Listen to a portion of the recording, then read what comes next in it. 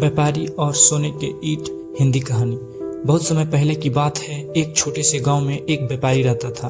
वह बहुत चतुर और समझदार था, लेकिन उसे अपनी चतुराई का घमंड भी था। वह हमेशा दूसरों को मूर्ख समझता था और व्यापार में उन्हें धोखा देकर फायदा उठाने की कोशिश करता था।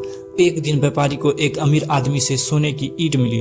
वह बहुत खुश हुआ और सोचने लगा कि इस ईंट को बेचकर वह और भी अमीर बन सकता है। उसने सोने की ईंट को एक सूती कपड़े में लपेटा और शहर के बाजार में बेचने के लिए निकल पड़ा।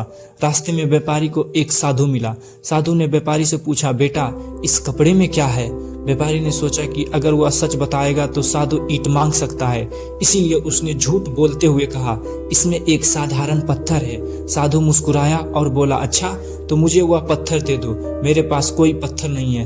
व्यापारी थोड़ा देर असमंजस में पड़ गया, लेकिन फिर उसने सोचा, यह साधु क्या करेगा एक पत्थर का, चलो इसे दे ही देता हूँ।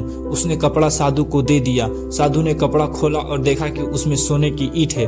वह हंसा और बोला, बेटा तुमने कहा था कि इसमें साधारण पत्थर है, लेकिन यह तो सोने की ईंट है। लगता है तुम सच बोलने से डरते हो। व्यापारी शर्मिंदा हो गया और बोला, मुझे माफ कर दीजिए, मैंने झूठ बोला था। मैं चाहता था कि आप यह ईंट ना मांगे, इसलिए मैंने ऐसा कहा। साधु ने सोने की ईंट वापस व्यापारी को दे दी और कहा, धन दौलत से बड़ी चीज है ईमानदारी। अगर तुम अपने जीवन में ईमानदारी से काम करोगे तो तुम्हें कभी धोखे का सहारा नहीं लेना पड़ेगा। व्यापारी को अपनी गलती का एहसास हुआ और उसने साधु से वादा किया कि वह आगे से हमेशा सच बोलेगा और ईमानदारी से काम करेगा। कहानी का सीख। इस कहानी से हमें यह शिक्षा मिलती है कि सच्चाई और ईमानदारी से बड़ा कोई धन नहीं है। अगर आपको यह वीडियो पसंद आई हो प्लीज़ सब्सक्राइब। धन्यवाद।